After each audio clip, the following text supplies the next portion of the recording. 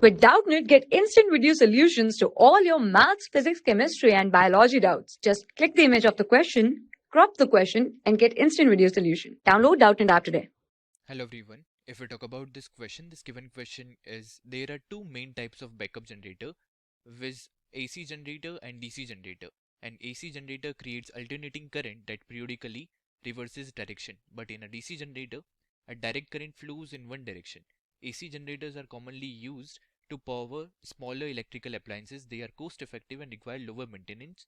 Now, the question on this particular passage is that AC generator converts.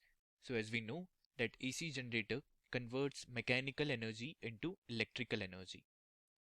Converts mechanical energy into electrical energy. And reverse is done by motor. Whereas motor converts electrical energy into mechanical energy, the reverse is done by generator, which converts mechanical energy into electrical energy. So from these four options, the correct option is option 1, that AC generator converts mechanical energy to electrical energy, and rest all options are incorrect. I hope you understood. Thank you. For class 6 to 12, IIT JEE and NEET level. Trusted by more than 5 crore students. Download Doubtnut app today.